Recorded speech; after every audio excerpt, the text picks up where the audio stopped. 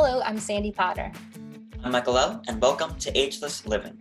We're happy to join you once again from our home studios as we continue to stay home and stay safe. And we all know that summer is a great time to get out and enjoy the outdoors, but the heat and humidity can also pose some health challenges. That's right, and it's especially important for seniors to monitor their health and safety in this hot weather. So we thought it would be helpful to get some expert advice. Yes, I sat down this week with Masonicare Senior Medical Director, Dr. Ronald Schwartz, to get some tips. Let's take a look at our virtual discussion. Dr. Schwartz, thank you so much for joining us. We know we've reached the middle of July and those temperatures and humidity have also arrived. So we thought it was the perfect time to sit down with you and get some summer safety tips.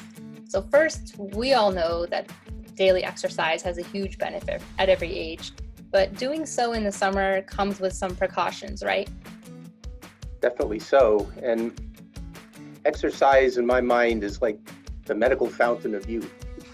You know, it's almost like every part of the body benefits from exercise, your heart, your lungs, muscles, and so forth. But, you know, particularly as a person ages, we need to take precautions, particularly from summer heat. And what do you think are some alternative options to exercising outside? Because, you know, sometimes on those really humid days, it makes it feel like it's hard to breathe. Absolutely. So there are a lot of things you can do, and particularly walking indoors where there's air conditioning. You know, trying to it's always good to continue to exercise. They say like 30 minutes a day on most days of the week. You know, but again, rather than being in such direct heat and sunlight and so forth, being in a more walking indoors, walking in shaded areas. Even if you walk in a park and you're just under trees and things like that, it's better than just, you know, direct exposure to the sun. And of course, when you're doing any kind of exercise, it's so important to stay hydrated. And seniors can be especially susceptible to dehydration. You know, what happens as a person ages, a lot of different things happen. Sometimes a person will have less sensitivity to thirst. A person also takes a lot of medications or might take a lot of medications.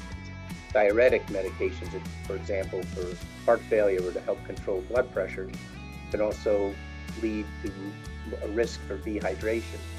So these are the kinds of things that a person, particularly an older person, wants to be aware of. And it doesn't mean, again, not to be outside, not to get exercise and so forth, but just to be aware of all different types of variables that could affect their health.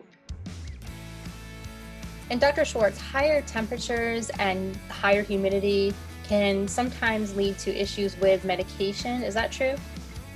Yes, you know, what can happen, a pill can almost act like a sponge in some ways and can absorb moisture. And once the pill becomes moist, it can decompose to a certain point, or the chemical structure can change, and it doesn't work the same way.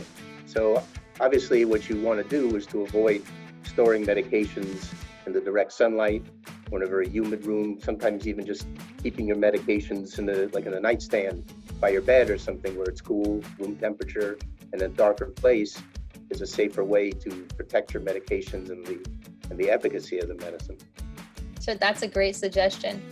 You know, finally, this summer is definitely different than any other as we take precautions to prevent the spread of the coronavirus.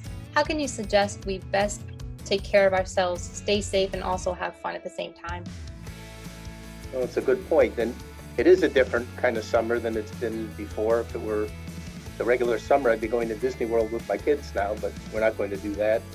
And that's sort of the same kind of advice, you know, to avoid large crowds, large events, you know, keep social distancing. It's the main factor that we've seen to try to prevent, you know, the spread of this virus. Wearing a mask, trying to, you know, again, stay 6 feet away, and you know, smaller gatherings, you know, small gatherings. It's not that you wouldn't want to see your family, of course you would, but not in a big, large crowd, but more in a smaller type of social event. And, you know, again, limiting events to very, you know, to more small and quiet type of events rather than very large, like sporting events or other types of events. So thank you so much for all of this extremely helpful information.